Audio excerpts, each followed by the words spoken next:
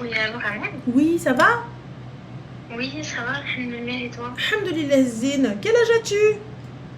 J'ai 8 ans. T'as 28 ans, toi? Ouais, j'ai une petite voix. Ok, d'accord. Dis-nous tout, que puis-je pour toi? Du coup, je t'appelle. En fait, la personne juste avant, ça a fait un peu écho avec du coup ce que j'ai vécu, pas totalement, mais en partie. Et du coup, je voulais ton avis. Mhm. En fait, j'ai ma mère, quand j'étais petite, qui a divorcé de mon père. Et du coup, j'ai vécu tout le temps avec mon beau-père. Sauf que j'ai pas été élevée, mais j'ai eu des attouchements de sa part. D'accord. Tu l'as dit à Quand ta j'étais maman? petite. J'en ai parlé quand j'étais petite. Et à l'école aussi, parce qu'ils s'en étaient rendus compte, parce que j'avais des comportements un peu bizarres. Genre, je m'enfermais dans les toilettes, etc. Je voulais pas aller en cours. En primaire, c'était en début de primaire, donc CE2, CE1. Et quand j'en ai parlé, en fait, j'en ai parlé du coup à ma proviseure, enfin la principale de l'école, Mhm. qui en a parlé à ma mère. Et ma mère, en fait, elle m'a dit oui. Tu pensais vraiment qu'elle allait garder ça pour elle et qu'elle allait pas m'en parler. Et en fait, après coup, ce que je peux comprendre, c'est que comme c'était des personnels, enfin des enseignants, etc., ils m'ont mis en confiance pour que j'en parle. Mhm. Et après, ils ont parlé à ma mère.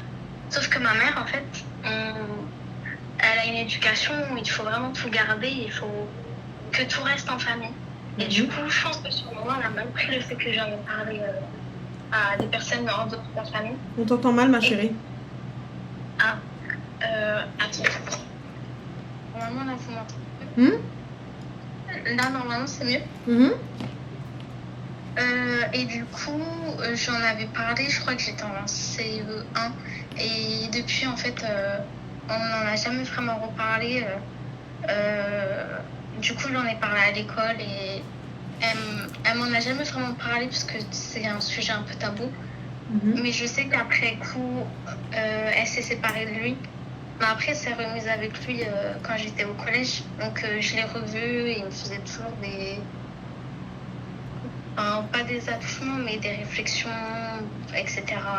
Et c'est après coup, là, alhamdoulilah, je suis mariée, j'ai des projets d'enfants, etc. Mhm. Sauf que j'en ai parlé un peu à ma mère et c'était un peu compliqué. Et en fait, c'est au niveau. Là, j'ai des projets d'enfants et j'ai du mal à passer outre par rapport à ça. Parce que ma mère, elle veut pas en parler du tout et j'ai beau lui en parler, mais en fait, ça reste tabou, elle veut pas en parler. Elle s'est remise avec lui? En fait, elle s'est remise avec lui, mais entre-temps, il est décédé, donc j'ai pas pu porter plainte ou quoi que ce soit. Et T'inquiète pas, là où il est, je suppose que Balké de choix. ouais. Bah, ça, je peux te le dire, ma grande. Hein. Bah, c'est Dieu qui donne. Après, c'est lui qui rendra des comptes. Mais c'est. En fait, désolée, hein, je suis un peu sensible. Pas de soucis, ma chérie. Mais c'est que. En fait, par rapport. Mon mari, je lui en ai parlé, donc il le sait. Donc par rapport à ça, il n'y a pas de souci. C'est juste que. En fait, j'ai pas en parlé à ma mère. Enfin, sans rentrer dans les détails. Et en fait.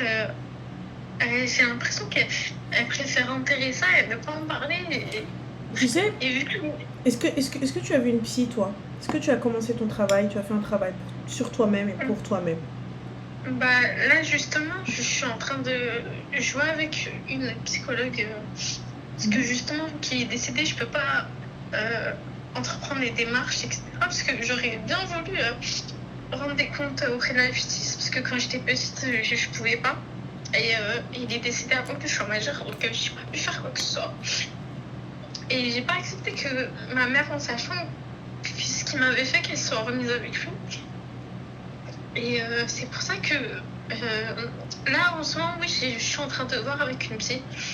Mais c'est les premiers rendez-vous, donc c'est Bah, on creuse pas vraiment, donc je parle un peu de ce qui s'est passé, etc. Mais après, c'est pas, comment dire, bah, Ça te convient pas?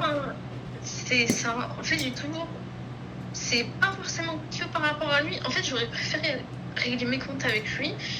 Mais ce que je comprends pas, c'est pas de l'indifférence. Je sais que ma mère, ça l'a touchée.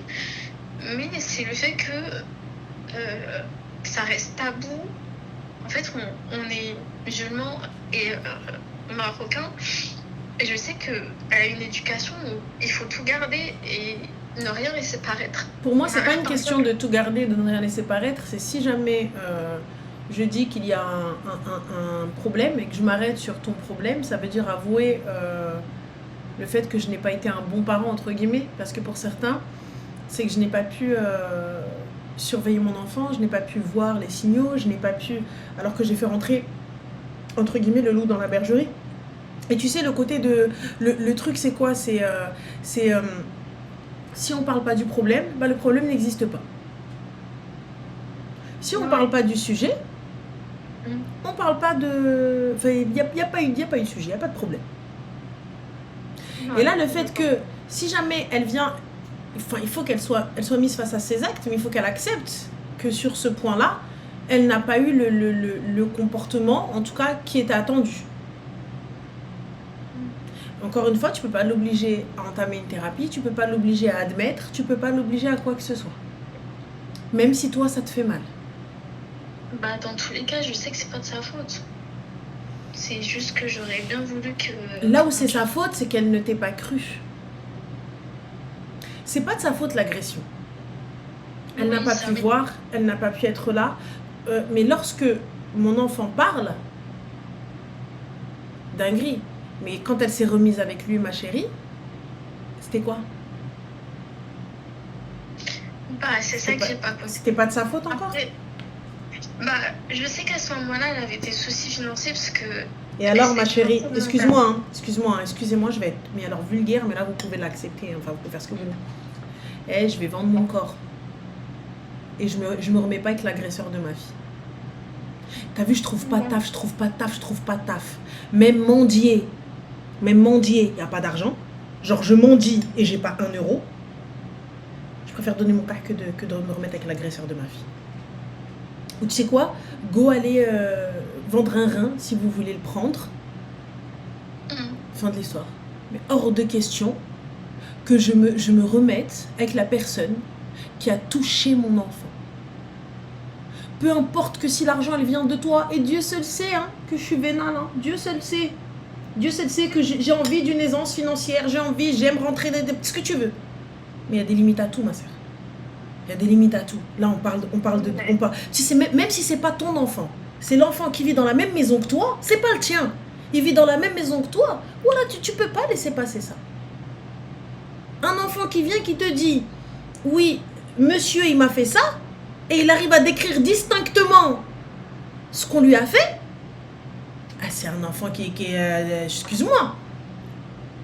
Je veux bien croire qu'il y ait des enfants qui inventent, je veux bien croire qu'il y ait des enfants qui attirent l'attention, etc., ou qui mentent, mais quand c'est tout petit et que ça te décrit clairement ce qu'on lui a fait, à un moment donné, oh merci, à un moment donné, tu peux pas te... Moi, dans le doute, wallah, dans le doute, j'éloigne mon enfant direct.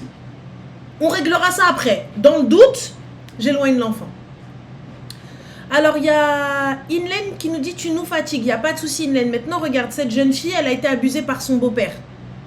Dis-nous, puisque du coup, comme nous, on te fatigue, donne-nous toi ton avis en tant qu'homme. Il n'y a pas de problème. Moi, je trouve ça super sympa, tu vois. Maintenant, je vais vous faire participer les personnes qui viennent donner leur avis négativement. Il n'y a pas de problème. Maintenant, quand vous venez, vous nous dites « Oui, pas de souci. Vous êtes des hommes. La pauvre, qu'est-ce qu'on fait? Dis-nous, il n'y a pas de souci, puisque du coup, je vous fatigue. Dis-nous tout. Parce que pour le coup, vous n'avez aucune solution. Et quand bien même c'est des sœurs, tu sais, t'as pas besoin de partager la religion d'une meuf pour la défendre. T'as pas besoin de dire que c'est ta sœur dans le din. C'est une meuf tout court. Tu vois une meuf qui se fait agresser, tu vois une meuf qui lui arrive un truc ou quoi que ce soit, t'es censé pouvoir agir. t'es censé pouvoir bien faire les choses.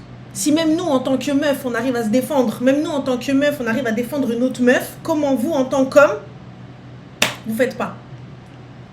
Comment vous, en tant qu'homme, vous faites pas? Comment vous, en tant qu'homme, vous passez à côté de meufs qui se font agresser? Normalement, tu vois une meuf qui pleure, tu te dis, ouais, qu'est-ce que t'as?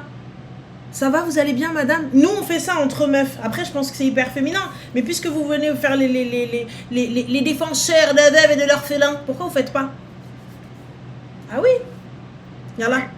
Donc, ne venez pas parler si vous n'êtes pas capable de défendre. Sinon, laissez-nous nous défendre.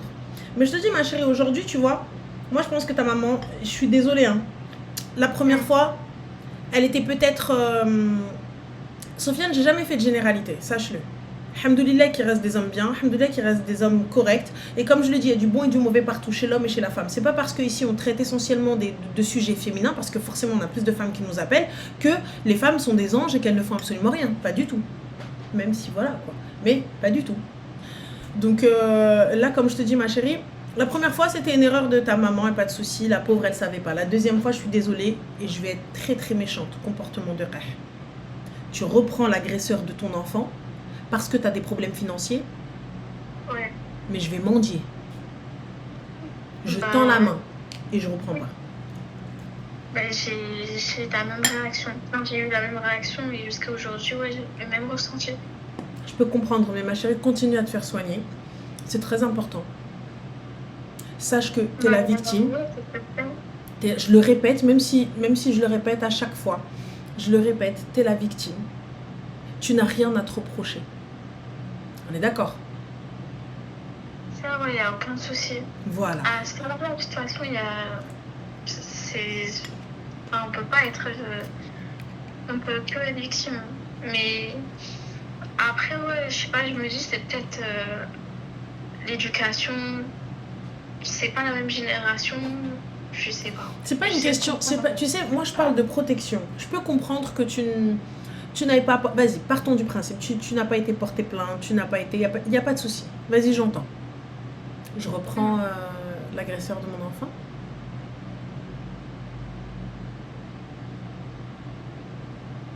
Ouais, non, ça, j'ai pas compris. J'entends, hein. Je reprends l'agresseur de mon enfant. Et quelle excuse je donne? J'ai pas d'argent. Il gagnait combien? Bah, en fait, il avait eu un héritage, donc il avait un peu acheté avec, en lui offrant une voiture, en lui offrant plein de choses. D'accord, quoi comme voiture?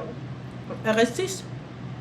Non, c'était pas une bête de voiture, c'était, je sais pas, c'était une Twingo ou un truc du genre. Mais c'était pas la Gili, la dernière C'était, non, mais c'était il y a longtemps, ça. Mais dans le sens où ma mère, vu qu'elle était seule avec plein d'enfants à charge, je pense que, je sais pas, en fait, j'essaie de comprendre. Avec combien d'enfants à charge? Ah, on est 6. Donc avec 6. Prestation sociale, Mago. Ouais, c'est... Tu captes plus, ma chérie? Ah mince, je disais, la plupart sont majeurs, moi j'étais la petite dernière. Donc je me suis dit, mais à ce moment-là, en fait, financièrement, elle était un peu dans la galère, donc elle travaillait, mais c'était compliqué, quoi. Après, elle s'est remise dessus, mais elle vivait pas avec lui. Et alors? Et du coup, on allait chez lui, on passait des week-ends ou alors des semaines, les vacances. Donc j'arrivais à dormir point fermé, en laissant mon enfant dans la même maison que cet homme-là. C'est ça. C'est ça que j'ai pas compris. Et pour pas te faire ban non plus et sans indiscrétion, enfin pour pas être vulgaire, ils consommaient leur action. Et après, en étant plus adulte, je me suis dit... Ça coupe, ma chérie, ça coupe un peu. Ah pardon, je disais, pour pas te faire ban, en fait, ils consommaient leur relation. Et ça, j'ai pas accepté. Dans le sens ma chérie, excuse-moi, ta mère, elle a subi une évaluation psychologique? Non, pas du tout. Mais elle a toujours refusé tout ce qui était médecine, psychologie, etc. J'en suis sûre, elle a quelque chose, ta mère, c'est pas normal, c'est impossible. Impossible Impossible. Une mère, elle accepte ça. Si elle n'a pas un pet au casque et qu'elle n'est pas en train de vendre ses gosses. Ouais, bah, je sais pas. Je sais que tout ce qui est psychiatrie, psychologie, dans notre famille, c'est un peu tabou. Je sais pas si tu vois, c'est un peu comme les générations d'avant qui considéraient que tout ce qui était médecine, enfin psychiatrie, psychologie, c'était mal vu, qu'il fallait faire un travail sur soi-même, ou alors que c'était c'était des personnes jeunées ou pas. J'acceptais pas trop en fait tout ce qui était. J'entends. Voilà. Mais là aujourd'hui, ma chérie, il va falloir que toi tu te soignes et ça y est, abandonne cette idée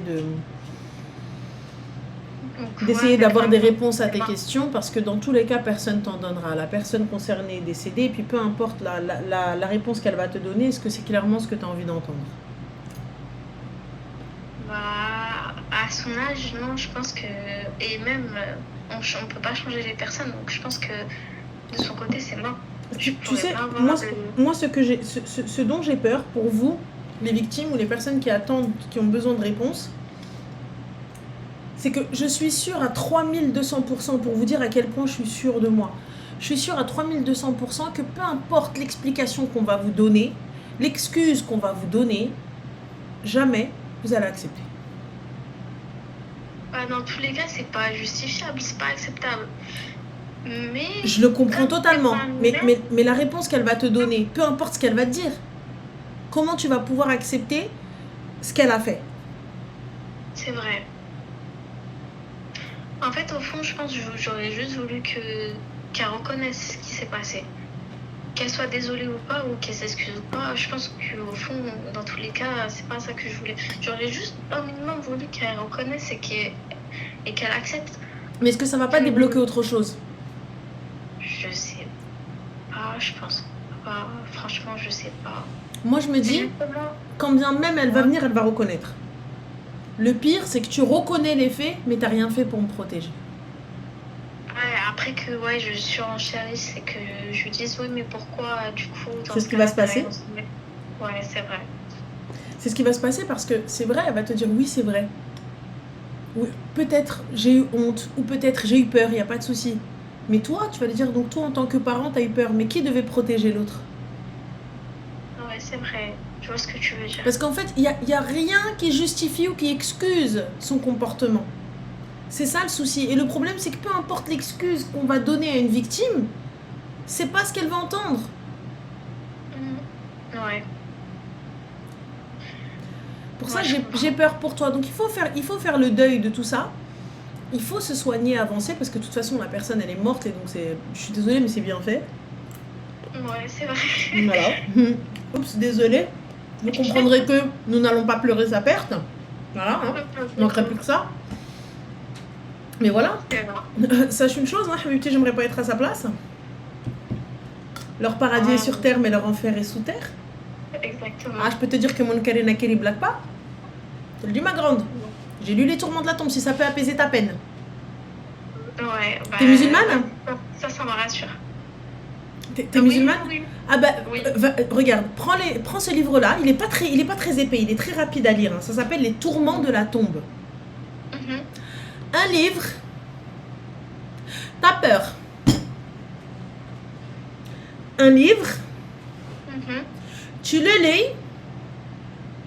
Tu vas dormir la lumière allumée, moi je te le dis.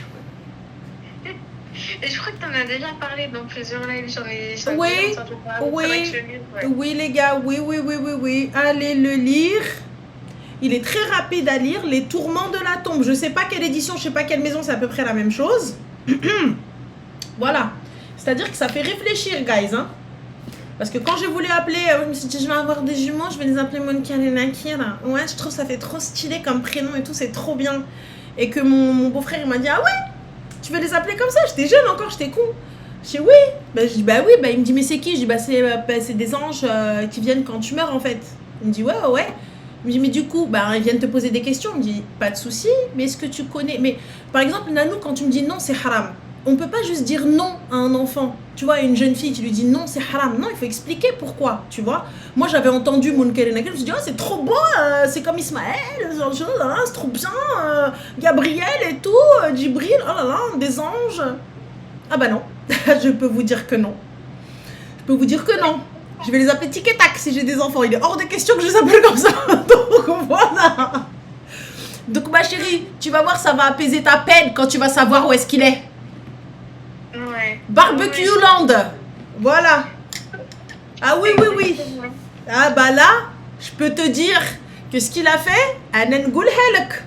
Peu importe. Là, laisse tomber lui et Pharaon. Together à la table du fond. Laisse-les. Exactement. Je te promets, ça, tu vas voir, ça va apaiser ta peine et ta haine. Tu verras. Je vais faire ça, ouais. Merci beaucoup en tout cas. Je t'en prie, ma chérie. Je me le note et bah écoute, merci beaucoup. Et bah écoute, bonne soirée. Bonne soirée à toi aussi, Zine. Merci encore et merci encore. C'est gentil. Rabbi Khalek, Allah te facilite et prends soin de toi, ma chérie. Amen. Bisous, salam alaikum. Bisous. Bye. Slama. Slama. Alors, j'ai eu quelqu'un qui m'a dit on n'en sait rien, ou un truc comme ça et tout. J'avoue, c'est vrai, mais j'aime croire que Dieu n'est pas injuste et je suis sûre qu'Allah subhanahu wa ta'ala, tu vois, il sera jamais injuste. Et là, pour le coup, tu peux pas me dire, hein, tu peux prier autant de fois que tu veux, tu peux jeûner autant de jours que tu veux, tu peux faire autant de hajj et de umrah que tu veux. T'agresses un enfant sexuellement, tu crois vraiment que tu vas aller au paradis ?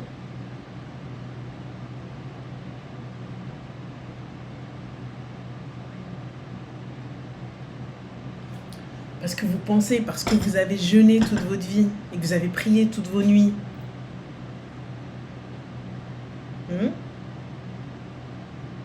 Vous avez fait des grandes amalas, des grands hajj, c'est pardonné. It's not a pardon. Regardez. Toi, t'es mort et elle est là encore sur terre, en train de se poser 20 milliards de questions.